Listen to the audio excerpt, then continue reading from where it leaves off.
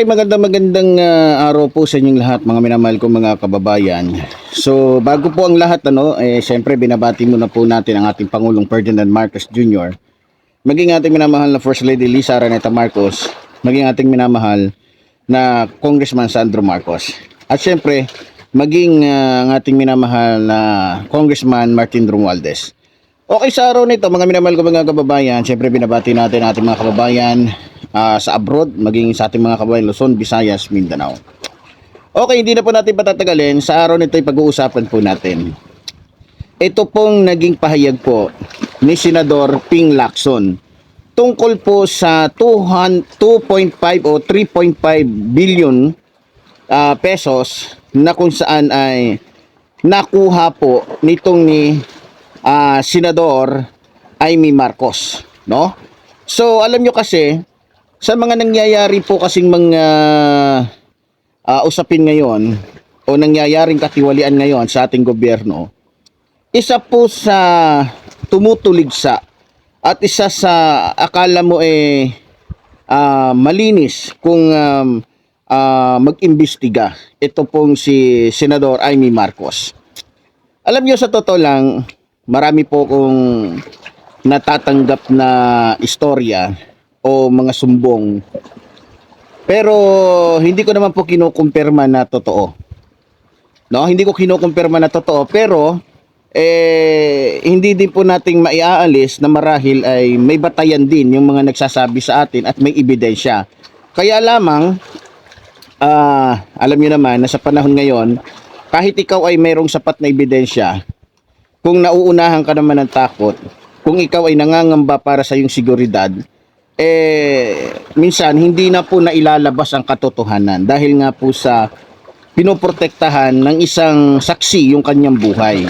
Pero ganun pa man, salamat na lang po kay Senador Ping Lacson, kasi ipinamukha po niya, o parang ang dating kasi pinamukha po niya kay Senador Amy Marcos na huwag kang magsalita, huwag kang manghusga o huwag kang mag-ano ng tungkol sa ganito, ganyan, lalong-lalo na sa usapin ng katiwalian dahil ikaw mismo ay mayroon ding katiwaliang ginagawa. So dito po sa ating screen, ito po yung naging mensahe po ni Senador Ping Lacson tungkol po kay Senador Amy Marcos, no? So kaya po niya binanggit yan dahil sa laki po niyan, 2.5 to 3.5 billion, wala pong nakikitang proyekto. Yan po ang aking pagkakaunawa. Tila wala naman nakikitang proyekto si Senador Ping Lacson dito po kay Senador Amy Marcos, no? Ngayon, kung titingnan po natin, kaya po niya sinabi yan dahil nangangahulugan po na parang questionable po at kailangan imbestigahan. Siguro yan ang gusto niyang, yun ang pinakapunto ng kanyang pagsasalita na teka, bago ka magsalita tungkol sa katiwalian ng iba, ipag-usapan muna natin yung katiwalian mo. Parang ang dating gustong buksan ni Senador Ping Lacson yung usapin patungkol sa 2.5 o 3.5 billion na nakuha ni Senador Amy Marcos kung saan ito napunta. So ngayon, tila nahilaw po o parang kung tama po ang aking pagkaka-analisa, tila nahilaw po o tila nagulat po itong si Senador Amy Marcos sa naging reaction po o sa naging pahayag po ni Senador Ping Lacson. Kilala naman po natin si Senador Ping Lacson. Hindi pa po siya senador. Kung maalala ninyo, panahon pa po ni Pangulong Ferdinand Marcos Sr., matapat po na naging sundalo si Senador Ping Lacson sa ating bansa. At kung tama ako, base sa pagkakaalala ko, nung nagkaroon ng kudeta laban po kay Pangulong Ferdinand Marcos Sr., nanatili po siya kay Pangulong Ferdinand Marcos Sr. Yan po ang pagkakaalam ko. Yan, base po yan sa aking nalalaman.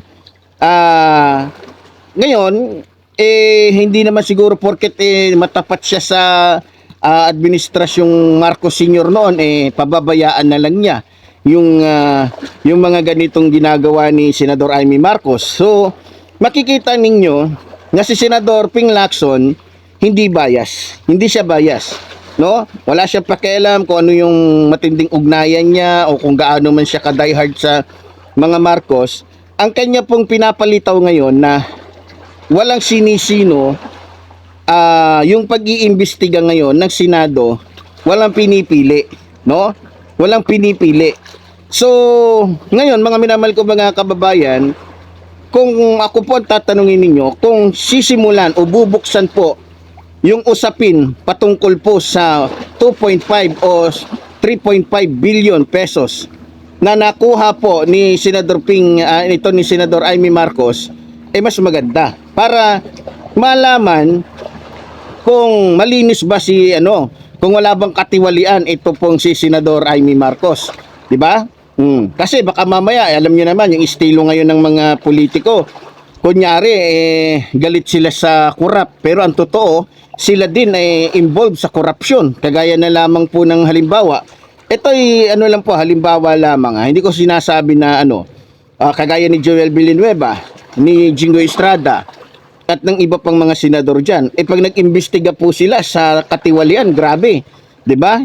Pero lumabas nitong mga buwan lang, nakaraang taon lang, na sila mismo na kumbaga madalas na nag-iimbestiga patungkol sa katiwalian ay involved din pala sa malawakang katiwalian. Kaya ngayon, hindi na po natin matutukoy masyado, hindi natin agad malalaman kung sino ba talaga ang masasabi nating tapat sa kanilang tungkulin at mayroon tunay na pag-ibig sa taong bayan. Kasi karamihan po kasi ng mga, base lang po to sa akin nakikita, karamihan po kasi ng mga politiko na involved sa katiwalian magaling po magpanggap.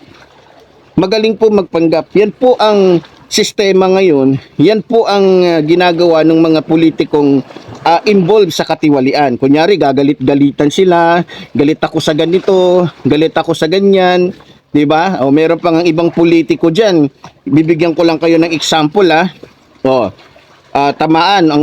tamaan ay wag magalit. Merong ibang politiko diyan na nagsasabi, galit ako sa droga. Walang iniwan yan dun Galit daw siya sa droga, pero barkada niya mga drug addict, mga drug lord.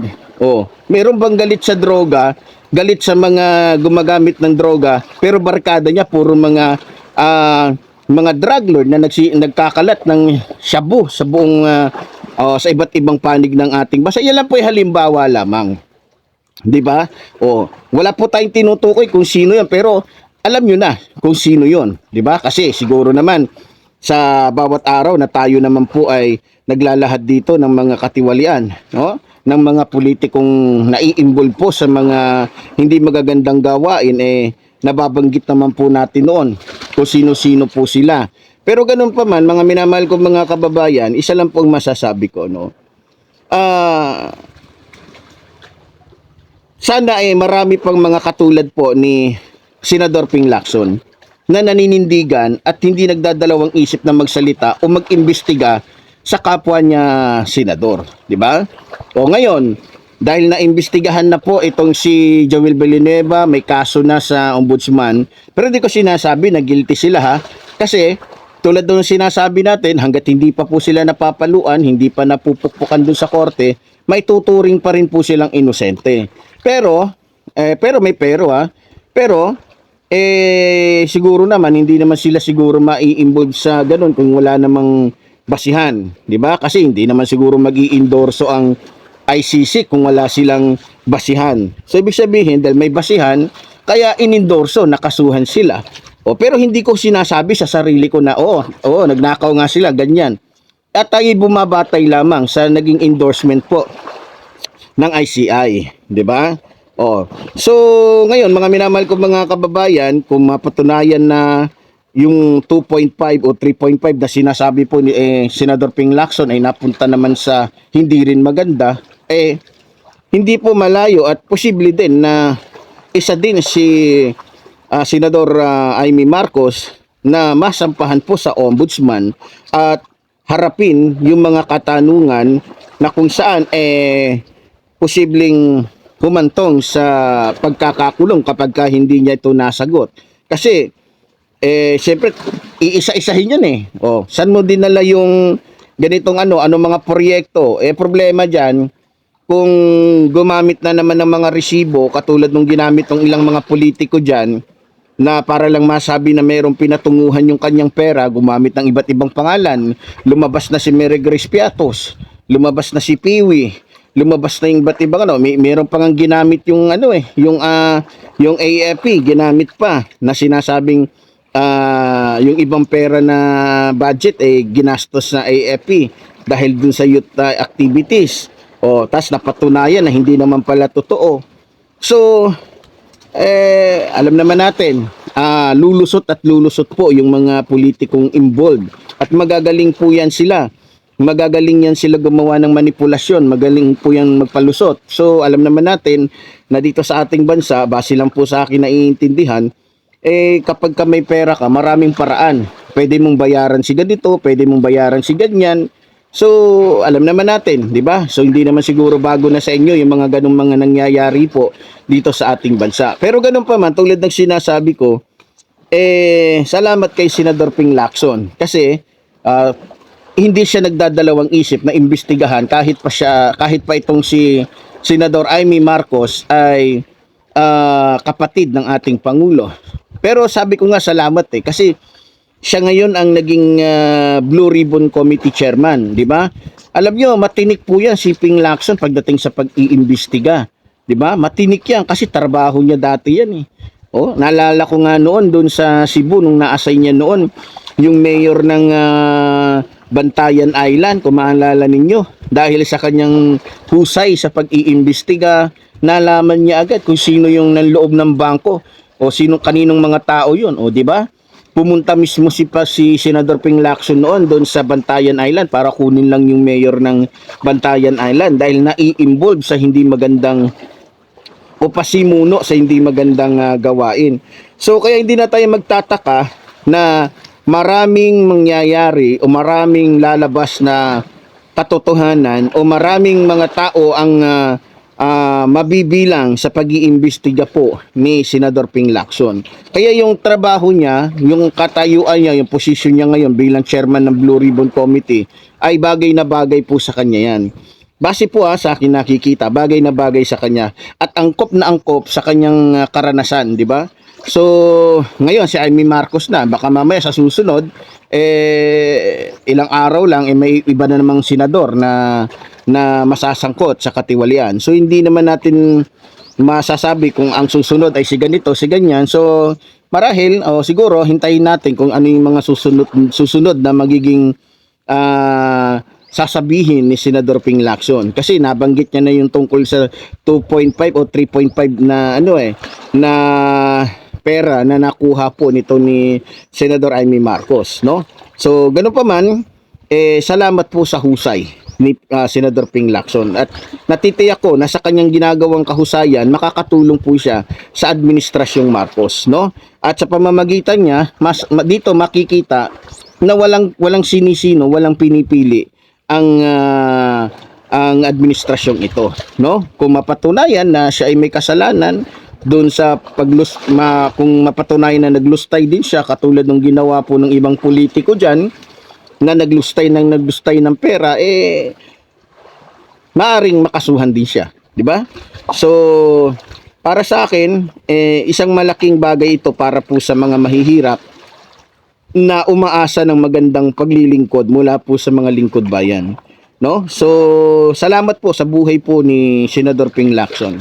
So muli po, tulad po ng sinasabi ng lingkod, mabuhay po ang ating inang bayan, mabuhay po nagmamahal sa ating inang bayan. Maraming salamat po.